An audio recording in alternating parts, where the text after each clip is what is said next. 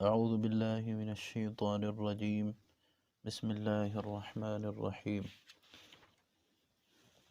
ألف لام ميم. الله لا إله إلا هو الحي القيوم نزل عليك الكتاب بالحق مصدقا لما بين يديه وأنزل التوراة والإنجيل من قبل هدى للناس وأنزل الفرقان إن الذين كفروا بآيات الله لهم عذاب شديد واللہ عزیز ذو انتقام۔ سورہ آل عمران، یہ مدنی صورت ہے، اور اس کی جو پہلی 83 آیتیں ہیں وہ نجران کے ایک وفد کے متعلق نازل ہوئیں۔ وہ وفد رسول اللہ صلی اللہ علیہ وسلم کی خدمت میں 9 ہجری کو حاضر ہوا تھا، کیونکہ وہ عیسائی تھے اور عیسیٰ علیہ السلام کے متعلق ان کے جو غلط عقائد تھے اس حوالے سے رد کرتے ہوئے اس سورت کی آیت نمبر 1 سے لے کر 83 تک ان کے بارے میں ذکر ہے، اور آگے چل کے ان کو جو مباہلے کا چیلنج دیا گیا اس کا بھی ذکر انشاءاللہ آئے گا۔ 9 ہجری، کیونکہ یہ جو وفد آیا تھا یہ 9 ہجری میں تھا، جو کہ رسول اللہ صلی اللہ علیہ وسلم کی ہجرت کے بعد کا وقت ہے، تو اسی لیے یہ صورت مدنی صورت ہے۔ الف لام میم، یہ حروف مقطعات سے ہے۔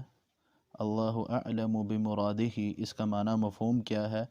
وہ اللہ ہی بہتر جانتا ہے، اس کا علم اللہ کو ہی ہے۔ اور یہ جو حروف ہیں یہ بطور چیلنج ذکر کیے جاتے ہیں، بطور تحدی ذکر کیے جاتے ہیں کہ جن الفاظ سے اہل عرب کے جو شعراء ہیں وہ کلام بناتے ہیں اور شعر و شاعری کرتے ہیں، تو یہ انہی الفاظ سے ہی یہ قرآن مکون ہے، قرآن لکھا گیا ہے۔ تو اگر ان کو کسی بھی قسم کا کوئی شک ہے تو اس قرآن جیسا یہ کچھ لکھ کے دکھائیں، تو یہ ایسا کچھ بھی نہیں کر سکیں گے۔ الف لام میم، اللہ اعلم بمرادہ، اس کا معنی مفہوم اللہ ہی بہتر جانتا ہے۔ اللہ لا الہ الا ہو، اللہ نہیں ہے کوئی الہ مگر وہی۔ الحی، زندہ ہے، القیوم، قائم رہنے والا ہے۔ اللہ نہیں ہے کوئی الہ مگر وہی، یعنی معبود جو ہے وہ صرف اللہ ہی ہے، اللہ کے علاوہ کوئی اور معبود نہیں ہے۔ پھر آگے اللہ سبحانہ وتعالی کی 2 صفات کا ذکر ہوا۔ الحی، وہ زندہ ہے، القیوم، وہ قائم رہنے والا ہے۔ الحی یعنی وہ اللہ تب سے ہے جب کچھ بھی نہیں تھا، اور قیوم جب کچھ بھی نہیں ہوگا اللہ تب بھی ہوگا۔ الحی القیوم، وہ زندہ ہے، القیوم وہ قائم رہنے والا ہے۔ الحی القیوم، ان کو اسم اعظم کہا گیا۔ ایک حدیث میں آتا ہے کہ 2 آیتیں قرآن پاک میں ایسی ہیں کہ جب ان کو پڑھ کر کوئی دعا کی جائے تو وہ دعا رد نہیں ہوتی۔ ایک آیت الکرسی، اللہ لا الہ الا هو الحی القیوم، اور دوسرا یہ سورہ آل عمران کی پہلی آیت الف لام میم، اللہ لا الہ الا هو الحی القیوم۔ اسی طرح ایک اور حدیث میں تیسری آیت کا بھی ذکر ہوتا ہے، وہ آیت سورہ طٰہٰ میں ہے، وَعَنَتِ الْوُجُوهُ لِلْحَيِّ الْقَيُّومِ۔ یہ تینوں آیات یہ اسم اعظم ہیں۔ جب یہ 3 آیات پڑھ کے اللہ سے دعا کی جائے گی تو وہ دعا جو ہے وہ رد نہیں ہوگی۔ فرمایا نزل علیک الکتاب بالحق مصدقا لما بین یدیہ وانزل التوراۃ والانجیل، اللہ نے اتارا آپ پر کتاب کو بالحق، حق کے ساتھ، مصدقاً وہ کتاب تصدیق کرنے والی ہے، لما اس چیز کی، بین یدیہ جو ان کے سامنے ہے، جو ان کے آگے ہے، وانزل التوراۃ اور اللہ نے تورات کو اتارا، والانجیل اور انجیل کو اتارا، من قبل اس سے پہلے، یعنی قرآن سے پہلے اللہ نے تورات اور انجیل کو بھی اتارا۔ ہدی للناس، راہ دکھانے والی ہے لوگوں کو، لوگوں کو راستہ دکھانے والی ہے۔ وانزل الفرقان، تو پھر اللہ نے فرقان کو بھی اتارا، یعنی حق و باطل میں فرق کرنے والی کتاب قرآن پاک کو اللہ نے اتارا۔ پہلے یہ کہا کہ اللہ نے آپ پر حق کتاب اتاری ہے حق کے ساتھ، وہ کتاب جو ان کے آگے ہے اس سب کی تصدیق کرنے والی ہے، اور ان سے پہلے جو کتابیں اتری وہ کیا تھیں؟ تورات اور انجیل۔ تورات اور انجیل جب اللہ نے اتاری ہے تو پھر یہ جو اب قرآن تمہارے سامنے موجود ہے اس کو اتارنے والا بھی اللہ ہی ہے۔ لہذا جس طرح تم تورات و انجیل کو ماننے والے ہو تو تمہیں چاہیے کہ محمد صلی اللہ علیہ وسلم کی بشارت اور آپ پہ اترنے والی کلام کا تذکرہ، آپ کا ذکر تورات و انجیل میں موجود ہے۔ تو جو کتابیں اللہ نے تورات و انجیل جب اللہ نے اتاری ہے تو یہ قرآن بھی اللہ سبحانہ و تعالیٰ نے ہی اتارا ہے، تو تمہیں چاہیے کہ تم اس قرآن کے اوپر ایمان لاؤ۔ اللہ لا الہ الا هو الحی القیوم، اللہ کے علاوہ کوئی معبود نہیں، وہ زندہ ہے، وہ قائم رہنے والا ہے۔ کیونکہ عیسائیوں کا یہ عقیدہ تھا کہ وہ عیسیٰ علیہ السلام کو ثالث ثلاثہ کہتے تھے، کہ اللہ وہ تو ان کی اس بات کا رد کیا گیا کہ تم عیسیٰ کو ثالث ثلاثہ کہتے ہو، عیسیٰ معبود نہیں ہو سکتا، عیسیٰ الہ نہیں ہو سکتا، الہ اللہ ہی ہے جو زندہ ہے، قائم رہنے والا ہے۔ عیسیٰ نہ تو زندہ ہے نہ وہ قائم رہ سکتا ہے، عیسیٰ علیہ السلام کو بھی موت آنی ہے، وہ مستقل حیات ان کی نہیں ہے۔ تو لہذا جو زندہ ہے جس نے عیسیٰ کو پیدا کیا، تو لہذا تمہیں چاہیے کہ تم اسی کی ہی عبادت کرو۔ اور جس اللہ نے تورات و انجیل کو اتارا، عیسیٰ پر انجیل اتاری، موسیٰ پر تورات اتاری، تو وہ ان نبیوں پر بھی یہ کتابیں اتارنے والا ہے، تو اس نے محمد صلی اللہ علیہ وسلم پر بھی قرآن کو اتارا، تو تمہیں چاہیے کہ تم اس قرآن پر بھی ایمان لاؤ۔ فرمایا ان الذین کفروا بآیات اللہ، تو یقیناً وہ لوگ جنہوں نے اللہ کی آیات کے ساتھ کفر کیا، لہم عذاب شدید، ان کے لیے سخت عذاب ہے، واللہ عزیز ذو انتقام، اور اللہ غالب ہے، بدلہ لینے والا ہے۔ کفروا بآیات اللہ سے مراد جنہوں نے اللہ کے جو احکامات ہیں ان کو ماننے سے انکار کر دیا، جن کو پتہ چل گیا کہ اللہ ہی معبود ہے، تورات و انجیل اللہ نے اتاری ہے، تو قرآن بھی اللہ نے ہی اتارا ہے، اس کے باوجود بھی انکار کرتے ہیں، فرمایا ان کے لیے بڑا ہی سخت عذاب ہے، اور اللہ غالب بھی ہے، بدلہ لینے والا بھی ہے۔ ان اللہ لا یخفی علیہ شیء فی الارض، یقیناً اللہ وہ ہے، لا یخفی نہیں چھپی علیہ اس پر شیء کوئی بھی چیز، فی الارض زمین میں، ولا فی السماء اور نہ آسمان میں، جو کچھ بھی زمین و آسمان میں ہے وہ اللہ سے مخفی نہیں ہے، کوئی چیز بھی زمین و آسمان کی اللہ سے چھپی ہوئی نہیں ہے۔ هو الذی یصورکم فی الارحام کیف یشاء، وہی اللہ ہے جو تمہاری صورتیں بناتا ہے، فی الارحام رحموں میں، ماں کے رحم میں جس نے تمہاری صورتیں بنائی ہیں، کیف یشاء جیسے وہ چاہتا ہے، لا الہ الا ہو نہیں ہے کوئی معبود مگر وہی، العزیز وہ غالب ہے، الحکیم حکمت والا ہے۔ اب جس طرح اب یہ بات ذرا سمجھ لو کہ اللہ سبحانہ و تعالیٰ لوگوں کی صورتیں بنانے والے ہیں، جب وہ بچہ ماں کے رحم میں ہوتا ہے اللہ اس بچے کی صورت بنا دیتے ہیں۔ اب عیسیٰ علیہ السلام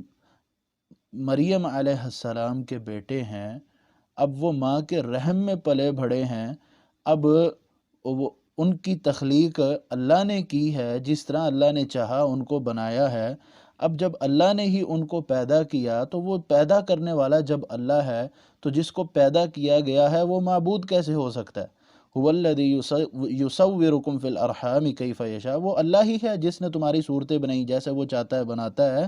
اس کے علاوہ کوئی معبود نہیں، وہ غالب ہے، حکمت والا ہے، اس کی حکمتیں تم نہیں سمجھ سکتے۔ اب جب عیسیٰ علیہ السلام کو اللہ نے پیدا کیا تو پھر تمہیں چاہیے کہ عیسیٰ علیہ السلام کو اللہ کا نبی مانو اور ان کے متعلق تم غلط عقیدہ اور غلط نظریہ مت رکھو۔ هو الذی انزل علیک الکتاب، اللہ وہ ذات ہے جس نے تم پر کتاب کو اتارا، منہ اس میں،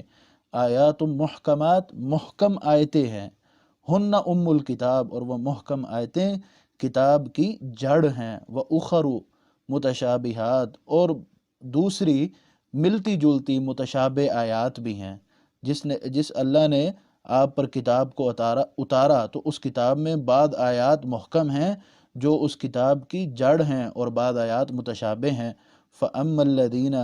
فِي قُلُوبِهِمْ زَيْغٌ، تو رہے وہ لوگ جن کے دلوں میں ٹیڑھ پن ہے، جن کے دلوں میں کجی ہے، ٹیڑھا پن ہے، فَيَتَّبِعُونَ مَا تَشَابَهَ، تو وہ پیروی کرتے ہیں اس چیز کی جو شبہ میں ڈالتی ہے، شک میں ڈالتی ہے، منہ اس کتاب سے، ابتغاء الفتنہ گمراہی چاہنے کے لیے، فتنہ چاہنے کے لیے، وابتغاء تأویلی اور اس کی حقیقت کو چاہنے کے لیے، وما یعلم تأویلہ الا اللہ اور نہیں جانتا اس کی حقیقت مگر اللہ، والراسخون فی العلم اور جو علم میں مضبوط ہیں، یقولون وہ کہتے ہیں، آمنا بہ ہم ایمان لائے ان مشابہ آیات کے ساتھ، کل من عند ربنا ہر چیز ہر آیت جو ہے وہ ہمارے پروردگار کی طرف سے ہے، وما یذکر الا اولو الالباب اور نہیں نصیحت پکڑتے مگر عقل والے۔ اب اس آیت میں کا جو خلاصہ ہے وہ یہ کہ اللہ سبحانہ و تعالیٰ نے قرآن پاک کو اتارا اور اس قرآن میں اللہ نے بعض محکم آیات بنائی اور بعض متشابہ۔ اب جن کے دلوں میں ٹیڑھا پن ہے وہ متشابہ آیات کی اتباع کرتے ہیں، ایک تو فتنہ چاہنے کے لیے اور حقیقت کو معلوم کرنے کے لیے۔ اب پھر کیا ہوتا ہے، اللہ کہتے ہیں کہ اس آیت کی اور اس مشابہ آیات کی حقیقت کیا ہے وہ اللہ ہی بہتر جانتا ہے، اور جو اہل علم ہے وہ کہتے ہیں جو بھی آیت ہے ہم اس پر ایمان لاتے ہیں، سب کچھ ہمارے پروردگار کی طرف سے ہے اور نہیں نصیحت پکڑتے مگر عقل والے۔ اب محکم آیات کن کو کہتے ہیں؟ محکم آیات وہ آیات ہیں جن کا مفہوم بالکل واضح ہے، صریح مفہوم ہے، اس میں کسی قسم کی کوئی گنجائش نہیں ہے، اس لیے ان کو ام الکتاب کہا گیا، یعنی قرآن کی اصل اور قرآن کی بنیاد کہا گیا۔ انہی محکم آیات میں لوگوں کو دین کی طرف دعوت دی گئی ہے، انہی میں بنیادی عقائد، نظریات، عبادات کے احکام ہیں، اور اسی طرح کچھ نصیحتیں ہیں، عبرتیں ہیں، اور سابقہ اقوام کے احلات ہیں۔ اور متشابہ آیات کا مطلب یہ ہے کہ وہ آیات جن کا جو مفہوم ہے وہ واضح نہیں ہے، جن کا مفہوم واضح نہیں ہے، جیسے مثال کے طور پر حروف مقطعات ہیں، ان کا کیا مطلب ہے، اس کا مفہوم واضح نہیں ہے، اور دیگر جیسے جنت ہے، دوزخ ہے، اور دیگر ایسے مسائل جو واضح نہیں ہیں۔ اب اسی طرح یہ دیکھ لیں کہ جیسے عیسیٰ علیہ السلام کو انی عبد اللہ آتانی الکتاب وجعلنی نبیّا، قرآن پاک میں ان کو اللہ کا بندہ اور نبی بتایا گیا، اور دوسری جگہ پہ کہا کلمتہ وروح من، کہ عیسیٰ علیہ السلام اللہ کا کلمہ ہے اور اس سے روح ہیں۔ اب جو بات واضح ہے، یعنی محکم جو آیت ہے وہ یہ کہ انی عبد اللہ آتانی الکتاب وجعلنی نبیّا، عیسیٰ علیہ السلام کہتے ہیں کہ میں اللہ کا بندہ ہوں، اس نے مجھے کتاب دی اور اس نے مجھے نبی بنایا، یہ آیت واضح اور محکم ہے۔ اب جہاں پر عیسیٰ علیہ السلام کو اللہ کا کلمہ اور روح من کہا گیا، اب وہ اس متشابہ آیات سے، اس مشابہ لفظ سے، مشابہ آیت سے، کیونکہ ان کے دلوں میں ٹیڑھ پن ہے، کجی ہے، اس مشابہ کے پیچھے لگ جاتے ہیں اور جو محکم آیت ہے اس کو چھوڑ دیتے ہیں۔ ان کا مقصد کیا ہے؟ فتنہ برپا کرنا، ان کا مقصد کیا ہے کہ لوگوں کے اندر بغاوت کو پیدا کرنا۔ لہذا جو اہل علم ہیں ان کا طریقہ کار یہ ہوتا ہے کہ یہ سب کچھ اللہ کی طرف سے ہے، یہ سب کچھ اللہ نے ہی اتارا ہے، ہم اس چاہے وہ آیت محکم ہے چاہے متشابہ ہے، ہمیں دونوں آیتوں پر ایمان ہے۔ اب دیکھیں جو کلمتہ وروح من کا مطلب اگر سمجھنا ہے تو وہ انی عبد اللہ آتانی الکتاب وجعلنی نبیّا سے واضح سمجھ آ رہا ہے کہ اس کا مطلب کہ وہ اللہ کے بندے ہیں اور اللہ نے ان کو کتاب دے کے بھیجا اور اللہ نے ان کو اپنا نبی بنایا۔ اب کوئی محکم کو چھوڑ کے متشابہ کے پیچھے لگ جائے گا تو وہ اپنے لیے بغاوت کا رستہ ڈھونڈ رہا ہے۔ اس لیے اللہ کہتے ہیں جن کے دلوں میں ٹیڑھ پن ہے، جن کے دلوں میں کجی ہے، وہ متشابہ آیتوں کے پیچھے لگ جاتے ہیں اور محکم آیتوں کو چھوڑ دیتے ہیں، اور وہ حقیقت اور راہ راست سے اپنے آپ کو ہٹا لیتے ہیں۔ لہذا اہل ایمان کو یہ چاہیے کہ وہ چاہے آیت محکم ہو چاہے متشابہ ہو، ان پر ایمان لانا چاہیے، وہ ہو بہو جس طرح قرآن پاک میں ذکر ہو گئی ان کو تسلیم کرنا چاہیے، اور اگر کوئی آیت متشابہ ہے اس کو مد نظر رکھتے ہوئے اس میں کسی قسم کا اختلاط یا اپنے آپ کو کسی مشکل اور پریشانی میں مبتلا نہیں کرنا چاہیے۔ اب یہاں ایک بات یہ ہے کہ ابتغاء تأویل، تأویل کا معنی ہے کہ کسی چیز کی اصل حقیقت۔ اب کسی اصل جو ہے، پہلا معنی اس کا یہ ہے کہ اصل حقیقت، کسی چیز کی اصل، تو اصل اللہ کے علاوہ کوئی نہیں جانتا۔ وما یعلم تأویلہ الا اللہ، متشابہ آیت کی اصل کیا ہے، حقیقت کیا ہے، اس کو اللہ کے علاوہ کوئی نہیں جانتا۔ اگر اس آیت کا معنی تعویل کا معنی یہ کیا جائے کہ اصل حقیقت تو اس وقت جب ہم یہ پڑھیں گے وما یعلم تأویلہ الا اللہ، تو ہم الا اللہ پر وقف کریں گے، یہاں پر رکیں گے۔ تو جب ہم یہ معنی کرتے ہیں کہ تأویلہ کا معنی یہ ہے کہ اصل حقیقت، کیونکہ ہر مشابہ آیت کی اصل حقیقت کیا ہے تو وہ اللہ ہی جانتے ہیں، یہ پہلا معنی ہو گیا۔ اور دوسرا معنی اگر ہم کریں، دوسرا معنی یہ ہے تاویل کا دوسرا معنی توضیح، تفسیر، وضاحت، تو پھر ہم اگر اس کو ملا کے پڑھیں تو تب بھی کوئی حرج نہیں۔ تو پھر معنی کس طرح ہوگا کہ جو مشابہ آیات ہیں ان کی جو وضاحت ہے وہ اللہ کے علاوہ اور اہل جو راسخ فی العلم ہیں ان کے علاوہ کوئی نہیں جانتا۔ وما یعلم تأویلہ الا اللہ والراسخون فی العلم، کہ جو متشابہ آیات ہیں ان کی تفسیر جو ہے وہ اللہ جانتا ہے، اور جو اپنے علم میں پختہ ہیں، مضبوط ہیں، وہ بھی یہ جانتے ہیں کہ یہ متشابہ آیات، اس متشابہ آیت کی وضاحت اور تفسیر کیا ہے۔ یقولون آمنا، وہ کہتے ہیں ہم اللہ پر ہم ایمان لائے اس پر، اور ہر ایک جو ہے وہ اللہ کی طرف سے ہی ہے، اور نہیں نصیحت پکڑتے مگر عقل والے۔ سیدہ عائشہ رضی اللہ تعالی عنہ فرماتی ہیں کہ رسول اللہ صلی اللہ علیہ وسلم نے جب اس آیت کو تلاوت کیا اور اولو الالباب تک پڑھا تو پھر آپ نے فرمایا، جب تم لوگوں کو دیکھو جو متشابہات کے پیچھے پڑ جاتے ہیں تو تم سمجھ لو کہ یہ وہی لوگ ہیں جن کی اللہ نے نشاندہی فرمائی ہے، سو تم ان سے بچو۔ یعنی جو لوگ محکم آیات کو چھوڑ کر متشابہ آیات کے پیچھے پڑ جاتے ہیں اور پھر لوگوں کو گمراہ کرنے کی کوشش کرتے ہیں، تو تم ایسے لوگوں سے بچ جاؤ جو محکم کو چھوڑ کے متشابہ کے پیچھے پڑتے ہیں۔ لہذا جن لوگوں کا طریقہ کار یہ ہو کہ وہ محکم آیات کو چھوڑ کر متشابہ آیات کے پیچھے پڑتے ہیں اور لوگوں کو گمراہ کرنے کی کوشش کرتے ہیں، تو ایسے لوگوں سے بچنا چاہیے تاکہ انسان فتنے کے اندر مبتلا نہ ہو۔ ابو ہریرہ رضی اللہ تعالیٰ عنہ سے روایت ہے کہ قرآن میں جھگڑنا کفر ہے، اس لیے ضروری ہے کہ جو حصہ قرآن کا محکم ہو اسی پر عمل کیا جائے، اور جو متشابہ ہو اس پر جوں کا تو ایمان رکھا جائے۔ یعنی جس طرح وہ قرآن میں ذکر ہوا بس ٹھیک ہے جی، ایسے ہے تو ہے، ہمارا ایمان ہے، یہ سب اللہ کی طرف سے، بس ہمیں اسی پر اکتفا کرنا چاہیے۔ مزید اگر ہم کسی بگاڑ کے اندر جائیں گے تو پھر ہمارا جو ایمان ہے وہ پھر ڈگمگانے پہ آ جائے گا۔ اس کے بعد اللہ فرماتا ہے ربنا لا تزغ قلوبنا، اے ہمارے پروردگار، لا تزغ قلوبنا، ہمارے دلوں کو ٹیڑھا مت کر، لا تزغ، مت ٹیڑھا کر، مت کج کر، قلوبنا، ہمارے دلوں کو، بعد اذ ہدیتنا، بعد اس کے کہ تو نے ہمیں ہدایت دی، وہب لنا، اور دے ہمیں، عطا کر ہمیں، من لدن کا، اپنی طرف سے، رحمتن، رحمت، انک انت الوہاب، یقیناً تو دینے والا ہے، یقیناً تو دینے والا ہے۔ اے ہمارے پروردگار، ہمارے دلوں کو ٹیڑھا مت کر، جب کہ تو نے ہمیں ہدایت دے دی، ہدایت دینے کے بعد ہمارے دلوں کو ٹیڑھا نہ کر، اور ہمیں اپنی طرف سے رحمت عطا کر، اور تو ہی دینے والا ہے۔ اے ہمارے پروردگار، انک جامع الناس لیوم لا ریب فیہ، تو لوگوں کو جمع کرنے والا ہے اس دن کے لیے جس میں کوئی شک نہیں، ان اللہ لا یخلف المیعاد، یقیناً اللہ اپنے وعدے کی خلاف ورزی نہیں کرتا، اللہ اپنے وعدے کے خلاف نہیں کرتا۔ یعنی اللہ نے جو وعدہ کر دیا اللہ اس وعدے کو پورا کرتا، اور وعدہ کیا ہے کہ اللہ نے قیامت کا دن قائم کرنا ہے اور جس میں لوگوں کا حساب کتاب ہونا ہے، جس میں کوئی شک نہیں ہے۔ جب اللہ نے یہ وعدہ کر دیا تو اللہ اپنے اس وعدے کو پورا کریں گے۔ اے ہمارے پروردگار، ہمارے دلوں کو ٹیڑھا مت کر، بعد اس کے کہ تو نے ہمیں ہدایت دی، اور ہمیں اپنی طرف سے رحمت عطا کر۔ یہ وہ دعا ہے جو علم میں راسخ ہیں، جو علم میں مضبوط ہیں، وہ اپنے رب سے یہ دعا کرتے ہیں کہ اے اللہ، جب تو نے ہمیں ہدایت دے دی ہے تو پھر ہمارے دلوں کو ٹیڑھا مت کرنا۔ یہ طریقہ کار ہے ان لوگوں کا جو اپنے علم میں مضبوط ہیں۔ اہل علم اپنے رب سے دعا کرتے ہیں، اے ہمارے پروردگار، ہمارے دلوں کو ٹیڑھا مت کر۔ اور اسی طرح رسول اللہ صلی اللہ علیہ وسلم یہ دعا کیا کرتے تھے، یا مقلب القلوب ثبت قلبی علی دینک، اے دلوں کو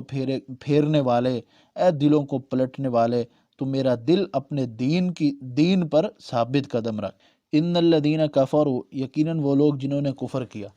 لن تغنی عنہم اموالہم، ہرگز نہیں کام آئے گا ان کے، اموالہم ان کا مال،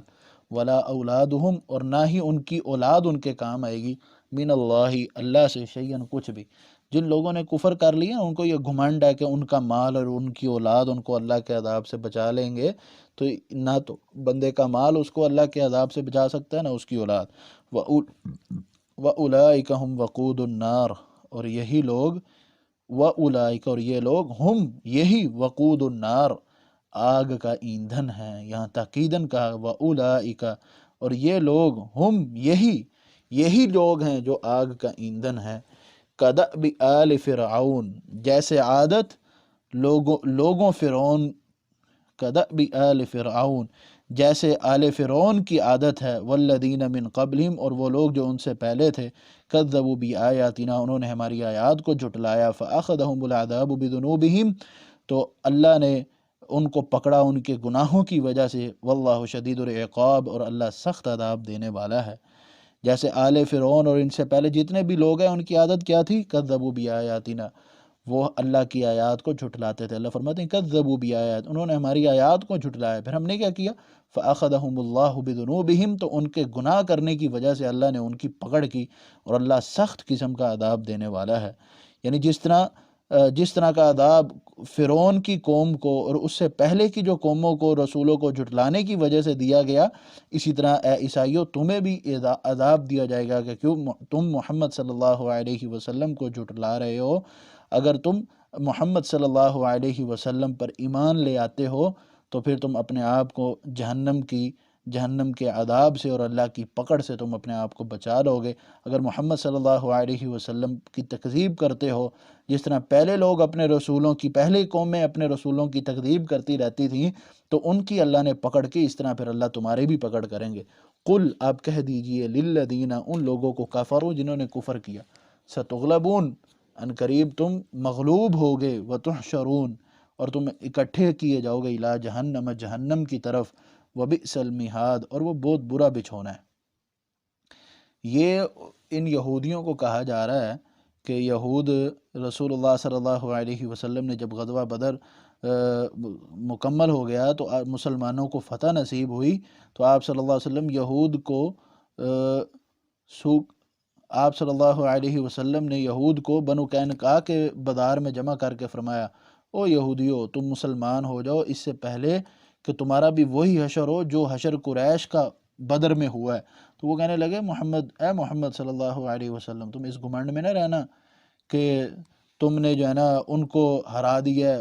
ان پر فتح حاصل کر لیا، تو ہم پہ بھی فتح حاصل کر لو گے۔ جب تم ہم سے لڑو گے تو پھر تمہیں پتہ چلے گا کہ تمہارا مقابلہ کن سے ہوا۔ اصل جنگجو تو ہم ہیں، قریش کوئی جنگجو تھے؟ وہ تو جنگجو تھے ہی نہیں جن سے تم جیت کے آ گئے ہو، ہم تو بڑے جنگجو ہیں، تمہارا ہم سے جیتنا بہت مشکل ہے۔ تو پھر اللہ سبحانہ وتعالی نے یہ کہا، ستغلبون، تم یہ جو فخر کر رہے ہو اور گھمنڈ کر رہے ہو، تم مغلوب ہوگے، وتحشرون الی جہنم، اور تمہیں جہنم کی طرف اکٹھا کیا جائے گا، وبئس المہاد، جو بہت ہی برا بچھونا ہے۔ اس آیت کے نزول کے بعد بنو قریظہ کے قتل، بنو نذیر کے جلا وطن اور خیبر فتح ہو جانے سے قرآن کی یہ پیش گوئی اللہ کی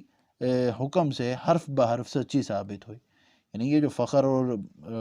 گھمنڈ کر رہے تھے کہ ہم تو بڑی چیز ہیں، تو پھر اللہ سبحانہ وتعالی نے یہ پیشین گوئی دی کہ یہ جو ہے نا مغلوب ہوں گے یہ۔ تو پھر مغلوب کب ہوئے؟ جب ان کو بنو قریظہ کو قتل کرنے کا حکم دیا گیا، بنو نذیر کو جلا وطن اور خیبر کے فتح ہو جانے سے، جب خیبر فتح ہو گیا تو قرآن کی یہ پیش گوئی پوری ہوئی۔ فرمایا قد کان لکم آیۃ فی فئتین التقطا، تحقیق ہے تمہارے لیے نشانی، فی فئتین، دو جماعتوں میں، التقطا، جو آپس میں ملی، تمہارے لیے دو جماعتوں میں نشانی ہے جو آپس میں ملی۔ فئتن، ایک جماعت، تقاتل فی سبیل اللہ، اللہ کے راستے میں قتال کرتی ہے، وأخری کافرہ، اور دوسری جماعت کافر ہے، یرونہم، دیکھتے ہیں وہ کافر، ہم، ان مسلمانوں کو، مثلیہم، دو گنا، رأی العین، دیکھنا آنکھ کا۔ یہ میں نے لفظی ترجمہ کیا، مفہوم سمجھ لیں۔ فئتن تقاتل فی سبیل اللہ، ایک جماعت اللہ کے راستے میں قتال کرتی ہے اور دوسری جماعت کافر ہے، وہ ان مسلمانوں کو اپنی آنکھوں سے دیکھتے ہوئے وہ ان مسلمانوں کو دگنا سمجھ رہے ہیں۔ واللہ یؤید بنصرہ من یشاء، اور اللہ قوت دیتا ہے اپنی مدد کے ساتھ جسے چاہتا ہے۔ ان فی ذلک لعبرۃ لأولی الابصار، یقیناً اس میں نصیحت البتہ عبرت ہے آنکھوں والوں کے لیے۔ اب یہاں سے یہ بات سمجھ لیں کہ یہ آیت جو ہے یہ اس واقعے کی طرف اشارہ کر رہی ہے کہ جب مسلمان قریش مکہ کے آمنے سامنے ہوئے بدر کے میدان میں، تو وہاں پر جب جنگ سے پہلے جو کافر ہیں وہ مسلمانوں کو اپنے سے دگنا دیکھ رہے تھے، وہ کافر مسلمانوں کو اپنے سے دگنا دیکھ رہے، جبکہ کفار کی تعداد تھی 1000 اور مسلمانوں کی تعداد تھی 313، جو کہ کیا کہتے ہیں کفار کے مقابلے میں بہت کم تعداد تھی، لیکن اللہ سبحانہ و تعالیٰ نے مسلمانوں کی مدد ایسی کی کہ کفار کی تعداد 1000 تھی اور وہ ان مسلمانوں کی تعداد کو اپنے سے دگنا دیکھ رہے تھے۔ اب یرونہم کا جب دوسرا معنی کیا جائے تو پھر وہ یہ ہے کہ مسلمان ان کافروں کو اپنی آنکھوں سے اپنے سے دگنا دیکھ رہے تھے، کہ جس طرح مسلمانوں کی تعداد 313 تھی، تو یہ جو کفار تھے وہ مسلمانوں کو دگنا، ان کی تعداد سے دگنا، مطلب وہ 313 تھے تو یہ 626 کے قریب ان کو جو ہے نا وہ کافر نظر آ رہے تھے۔ یہ ایسا کیوں تھا؟ یہ ایسا اس لیے تھا کہ تاکہ مسلمان ان کفار کی تعداد کو زیادہ دیکھ کر گھبرا نہ جائیں، پریشان نہ ہو جائیں، تو اللہ سبحانہ و تعالیٰ نے ان کو ثابت قدم رکھنے کے لیے بس ان کی تعداد کو اپنے سے اپنے سے 1 گنا زیادہ دکھایا، جبکہ وہ ان سے 3 گنا زیادہ تھے۔ لہذا اب یہ اس آیت کے دونوں ہی معنی کیے جا سکتے ہیں۔ بعض مفسرین نے پہلے معنی جو میں نے کیا اس کو ترجیح دی، اور بعض مفسرین نے دوسرے معنی کو ترجیح دی، تو دونوں معنی ہی اپنے اعتبار سے ٹھیک ہیں۔ واللہ یؤید بنصرہ من یشاء، اللہ قوت دیتا ہے اپنی مدد کے ساتھ جسے چاہتا ہے، یقیناً اس میں البتہ نصیحتیں ہیں آنکھوں والوں کے لیے۔ اچھا، یہ جو بات ہے کہ پہلا معنی کہ کفار مسلمانوں کو اپنے سے دگنا دیکھ رہے تھے، اور دوسرا معنی کہ مسلمان کفار کو اپنے سے دگنا دیکھ رہے تھے، یہ کیفیت تھی جنگ سے قبل کی، اور جب جنگ شروع ہوئی تو پھر وہ دونوں ایک دوسرے کو برابر ہی سمجھ رہے تھے، اور یہ جو بات ہے وہ آگے سورہ براءہ میں ہم انشاءاللہ پڑھیں گے۔